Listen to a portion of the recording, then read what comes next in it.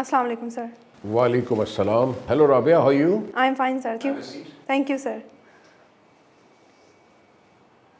How are you feeling today? I'm feeling very good. Are you feeling comfortable? Yes, sir. Should we begin with the interview? Yes, sir, please. Okay, all right. Would you like to introduce yourself briefly? Yes, sir. My name is Rabia Ikram. I am a medical doctor by profession. I graduated from Gujranwala Medical College, Gujranwala. Later on, I did my house job from Sheikh Zayed Hospital in Lahore.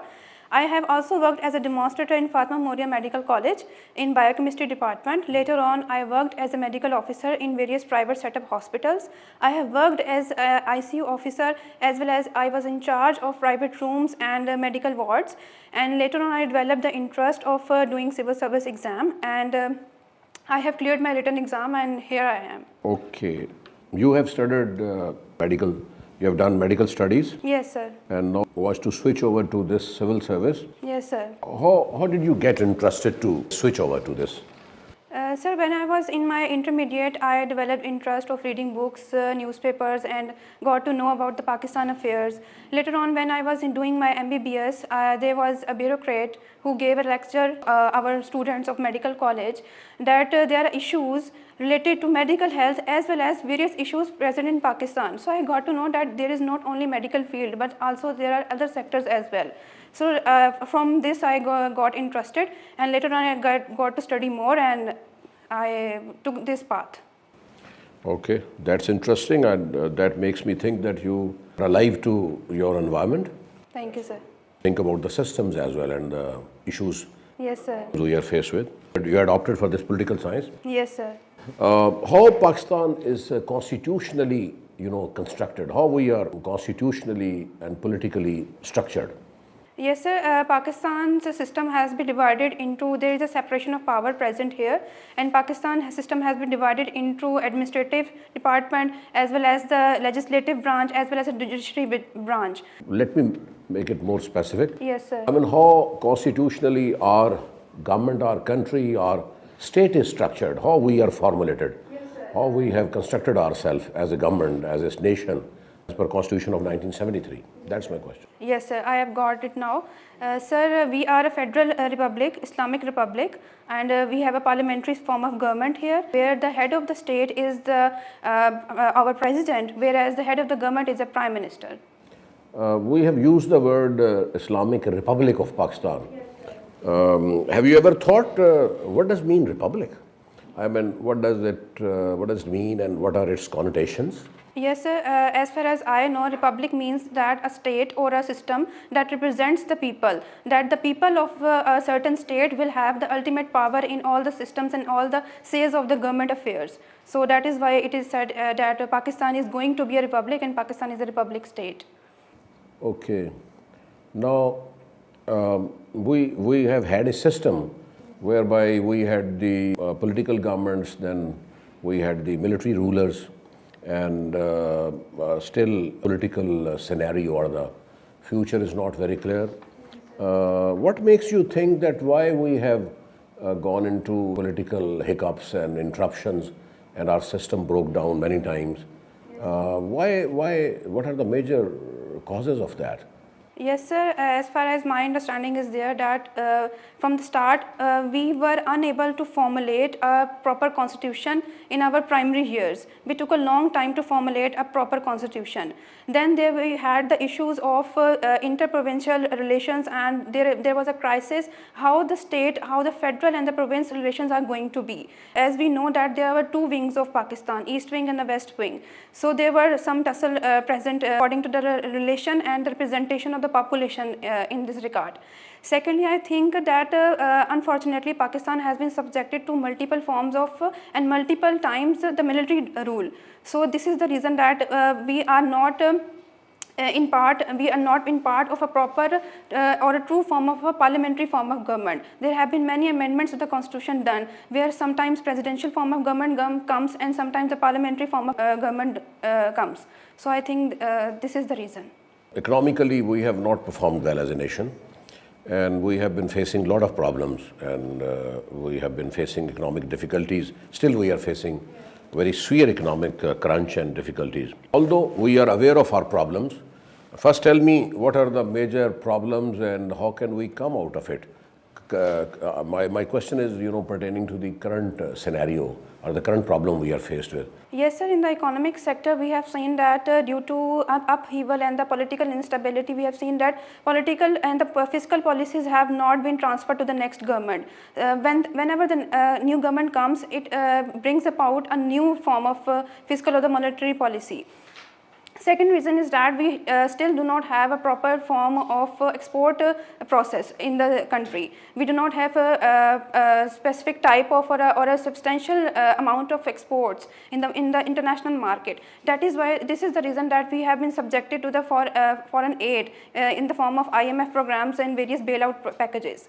So I think these are the reasons that we have not done industrialization properly. We have not increased our export sector. We have not increased the export sector and upgraded it according to the current scenarios. So this is the reason that we are more dependent upon the imports as well as in contrast to the export sector. Are you aware of internal and external debt we have accumulated as a country? Any idea about how much we owe to the foreign nations, to the donor agencies, or how much we have internal debt we have? Any idea, any figure? I'm sorry, sir. I do not have the particular figure in my mind right now. What do you think is the major economic problem of our country? What are the major problems which are really bothering us since long? Yes, sir. So number one is that we have not upgraded or made a proper export system in our country. We have not made our country an industrialized state. We are still taking on the old and outdated forms of agricultural policies, which are now very old and the system is unable to sustain these policies. So I think this is the main reason, in my opinion, as far as I can understand. Okay, two revolutions took place in Europe. One was French Revolution and the other was the Industrial Revolution, and which changed the course of European history and rather the world history. I would refer to French Revolution. What kind of change it brought in and what kind of benefits accrue to the civilization out of that? So French Revolution brought about the ideas of liberalism, socialism and democratic principles. French Revolution gave us the Human Rights Charter. It gave us the rights of men and women. As we know that these rights of men and women which were included in the French Revolution mandate were later included in the preamble of various constitutions of the world democratic nations. So these are the values and the principles that French Revolution gave us. Secondly, the most important is that French Revolution break down the status quo system. It break down the ancient regime system. Break down that there should be a toleration of religion and there should be freedom of speech, there should be freedom of religion and society. And there should be more focus on the meritocracy in contrast to the nobility or the heritage system. Which philosopher comes to your mind while you have spoken enough on that? Who was the real, game changer, kind of a person who really brought about change in thinking? Who was that philosopher which comes to your mind during that French Revolution, taking place in the 18th century? Sir, there was a philosopher, a French philosopher, Voltaire, who died 1 or 2 years before French Revolution took place. What did he say? What was his philosophy? What did he say? Yes, sir. Sir, his main ideas were that there should be freedom of speech, there should be freedom of religion, and there should be separation of church and state, and there should be separation of powers among all the departments of the state. So these were the main ideas that he propagated, and this helped in forming the new state, a new republic after the French Revolution. Okay, that's good.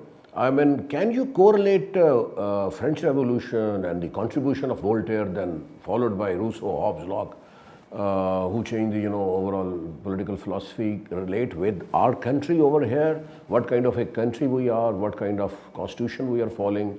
And what are our problems which are really impeding us and impeding our progress, intellectual, social, cultural, and political, and economic, of course, as a consequence? Can you correlate both the things that we also need to change, and how should we change in keeping in the perspective of French Revolution? Sir, these philosophers gave us the ideas that there should be a social contract between the people and the state, and there should be a representative form of government. Though we know that Hobbes gave a ultimate or absolute form of a sovereign concept, but there was a kind of social contract present in his ideas as well, in his writings as well. Later on, Locke also gave a representative form of government, that there should be democratic principles in the state. So I think in our constitution, as we can see, that we are a federal state, we are a democratic country, where the people have the ultimate power, and the people in our preamble it is included that people will choose the Rabia, you said that there was a big change took place, and the cornerstone and the quintessence was the thinking, free thinking, liberty, free speech, free writing, free discourse, free discussion, which leads to a social, which you are referring, using the word cultural, social contract, yes. But I would use the word cultural renaissance, socio-cultural, philosophical, psychological renaissance. Can we also copy that kind of model over here to cope with our problems and get out of this trouble and quagmire we are dealing with? What kind of change we can bring about in our thinking and our processes or overall as a nation? Yes, sir. Sir, the problem is that we are a democratic country. We have incorporated these principles in our constitution. But unfortunately, these ideas are limited to the constitution, are only in writing, are only in letters. These are not properly implemented in our country. When all these ideas are incorporated and implemented, and all the rights of the men and women of Pakistan citizens are given, I think these problems will be automatically solved. That is a problem of crisis of federalism in our country. That we see that there is some interprovincial tussle always present in our provinces in our country. So I think the problem lies in the implementation of these ideas.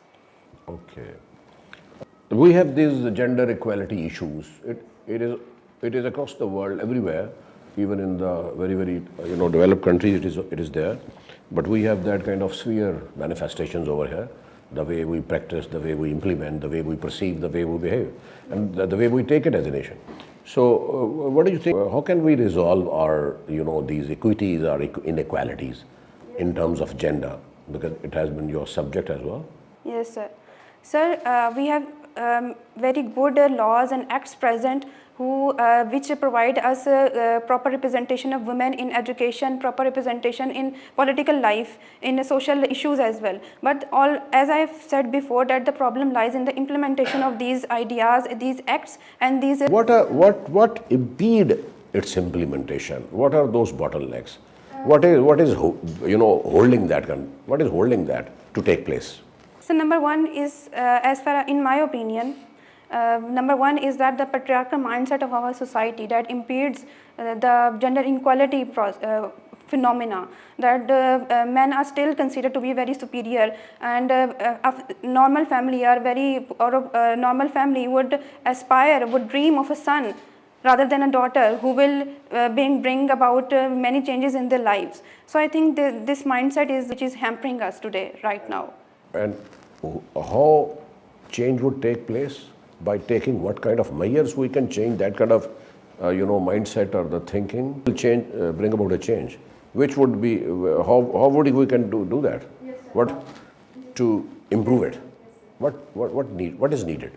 So by improving our governance system, by improving our social indicators, by giving rights to all the citizens of Pakistan, irregardless of their gender, I think these problems can be solved easily. You were, the discussion opened with the asking of your change of profession.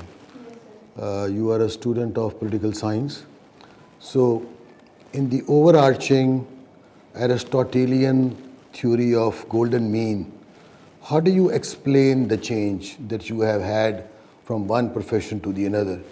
When I say the theory of the golden mean, Aristotelian golden mean, I mean when he talks about the unfurling of the dimensions a person inherently has over years.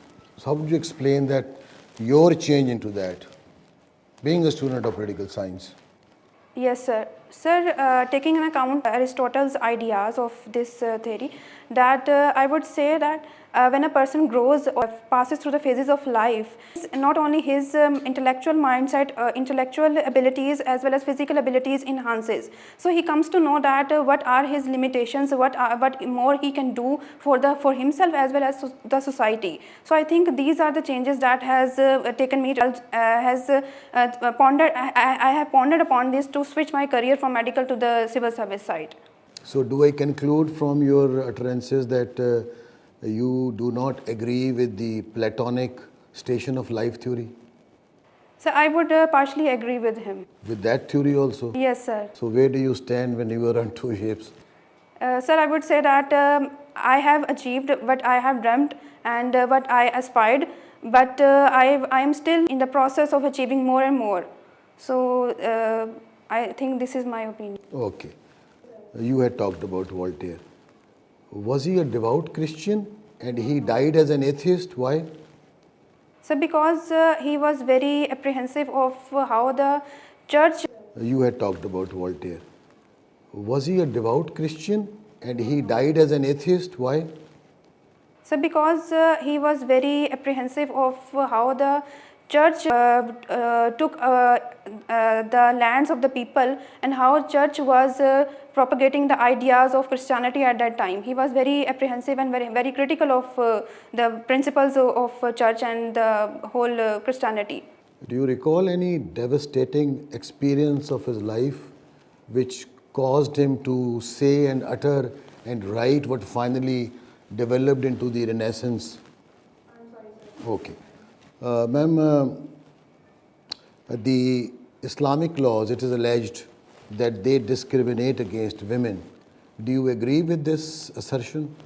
No, sir, I totally disagree with this, because Islam is a religion which has given proper and equal rights to the women. In the respect, what are the abilities of a woman, what are the responsibilities and rights and duties of a woman are going to be. So I think in this regard, Islam has equally and very fairly allocated the rights and the duties of men and women accordingly.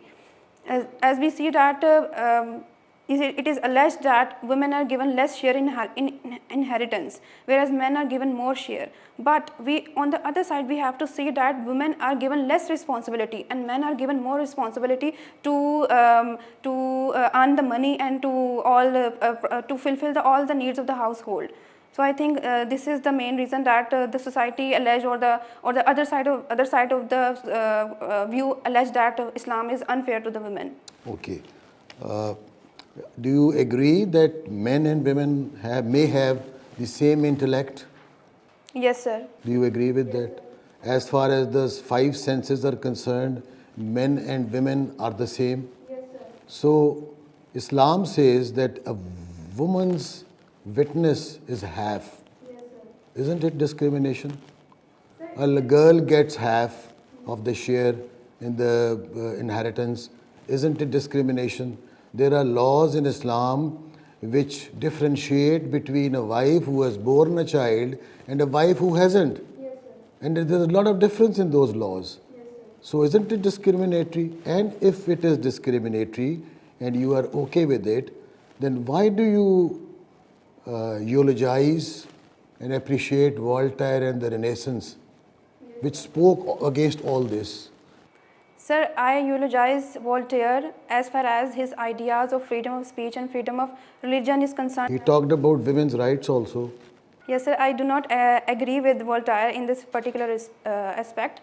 But as far as Islam is concerned, that is your question, that Islam is, it is alleged that Islam is discriminatory to women in the view that half of the witness is considered. It is because women, not all women have the same abilities or the same physical. So we have to see the basic level. At the basic level, at the core physiological level, at the core anatomical level, we see that the qualities or the abilities are same. So do I infer from your statement that the average continuum of a man's IQ is better than that of a woman? No, sir. You have said just now. Yes, sir. Sir, IQ is not only inherent, but it also influenced by environment. We see that a man is goes outside more. Women are subjected to the household chores and in-house more. So there is a difference in the change in environment as well. That is the reason that there is a difference between the share of the witness as well as the share of inheritance in Islam. I was reading an article, a research article of Mensa. They are the ones who recruit bureaucracy for England. You know their bureaucracy is known to be pretty good. They have claimed that the reason the bureaucracy over the world, over the various countries is not up to the mark because there is something wrong with the recruitment. And they say the recruitment has always been focusing upon IQ to the exclusion of certain other very important parts of personality. What are those other parts of personality which are now considered while every recruitment all over the world? Right, sir. So personality is influenced by the inherent makeup or the genetic makeup as well as the environment. Ma'am, I mean to say, what are the other quotients apart from intelligence which are very important and must be measured while recruitment processes are going on? And that is what Mensa has advocated, and this is what they have already implemented. So what are those quotients? Yes, sir. There is the cognitive abilities of a person, the analytical skills of the person, and also the fluid intelligence of a person. There is a certain type of intelligence that is a fluid intelligence that has nothing to do with the inherent or the knowledge a person has acquired over the time period. It is related to the experience of a person. So I think this is the reason that these are the quotients that shape a personality, and these should be included while we have to assess for a personality for the recruitment in the civil service. Well, what you have said, I appreciate that. But again, that coming from a person who has scored so well in psychology subject, there are certain quotients of personality. So the cognitive behavior, the cognitive measurement are not quotients. Have you heard of EQ, emotional quotient? Yes, sir. Have you heard of CQ? I'm sorry, sir. Have you heard of SQ, spiritual quotient? No, sir. I'm very sorry. I have not heard it. Okay. So,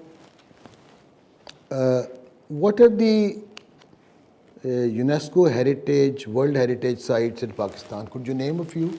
Yes, sir. These are the Mohenjo-daro and the Harappa sites, as well as Rohtas Fort is also included on our World Heritage. And ma'am, this Rohtas Fort, it was built by whom?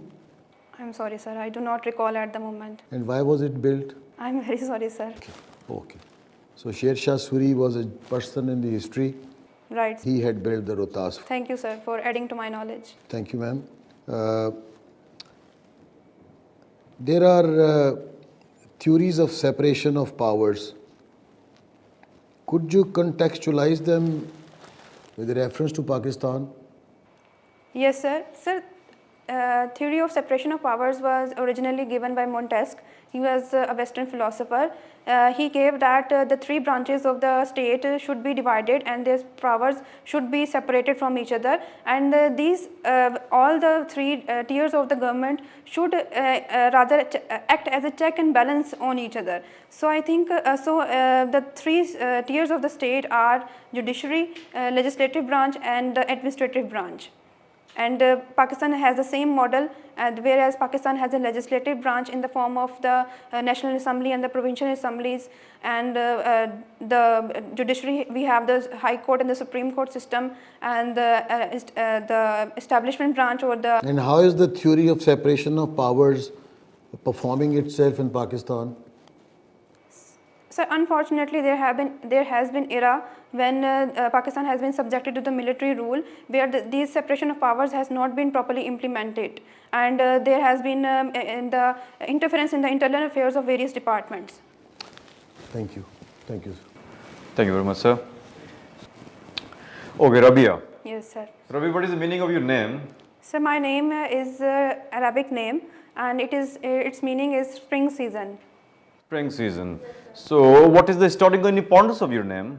Sir, it is said that there was a Sahabiya with the same name who used to recite Quran beautifully, and it is different from the name Rabia and the historical figure the Rabia Basri. Now, Rabia, tell me that government has spent millions of rupees on you and to make you a doctor, and now after becoming a doctor, instead of serving the patients which are direly in need, you want to switch your career, you want to join civil service. How is that? Sir, number one reason is that the interest I developed in this civil service, and second is that while I used to serve as a medical officer, as a medical doctor, I was only service in the health department, whereas civil service will provide me a dynamic approach, various platforms in all the departments of the state where I could serve the nation properly. Okay, well, that's a bookish answer that you want to serve. Tell me the real reason. What is the real reason that you want to join the civil service? Sir, the main reason is that, the main real reason is that I developed interest, that I got to know that there are various other departments that I could serve and explore my personality more and groove myself at that level. Okay, I will take it with a pinch of salt. So you had political science.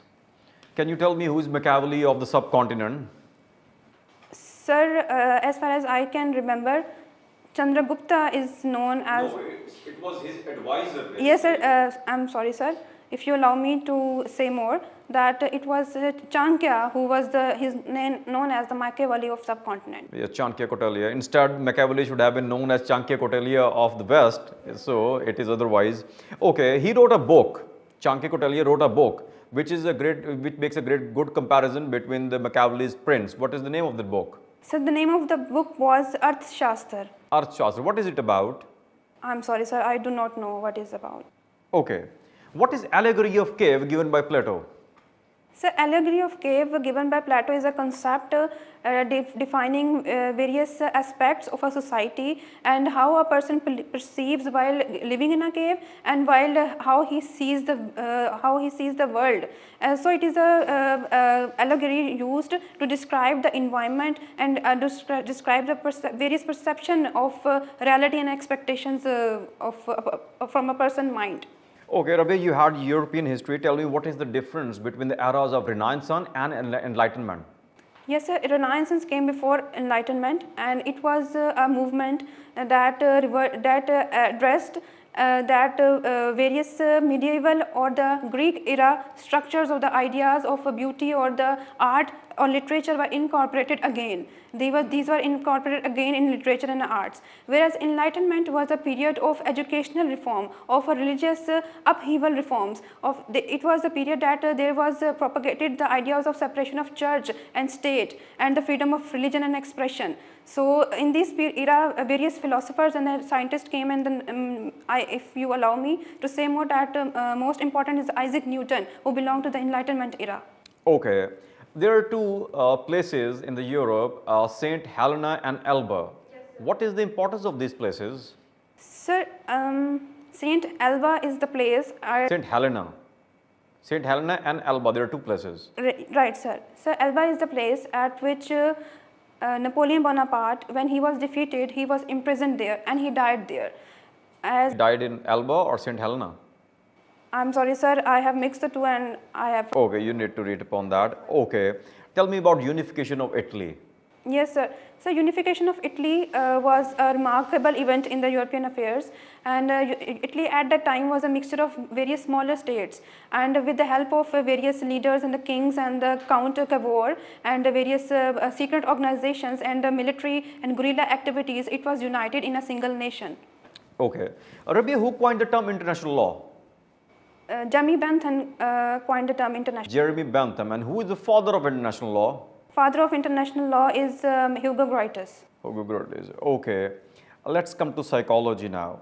I'm going to name three persons, and you have to tell me what is their relation between them, among them, and what are their contributions in the field of psychology. Number one is Simon Freud, number two is Anna Freud, and number three is Carl Jung.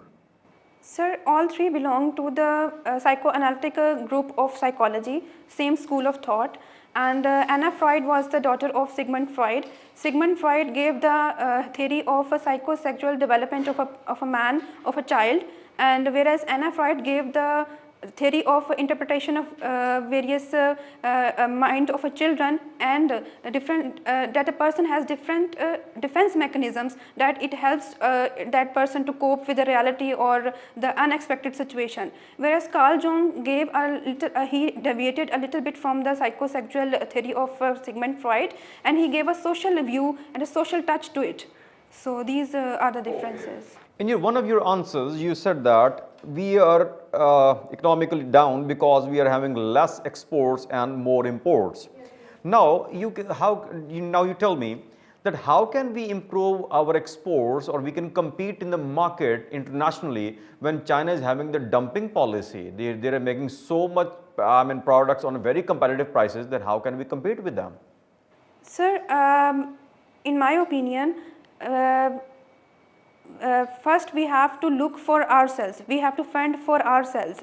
Instead of looking at China and instead of aspiring directly for China's status, for economic status, first we have to improve our internal affairs, first we have to improve our situation, and so that we can get out of the foreign lending different institutions, foreign debt situation. So I think first we have to look for ourselves, that we have to improve our industrialization process, industrialization system. We have to improve our, we have to get more and more industries upgraded according to the modern needs. So I think this is the main reason, or the main situation that is going to be. Okay, thank you. Sir, over to you, sir. Okay.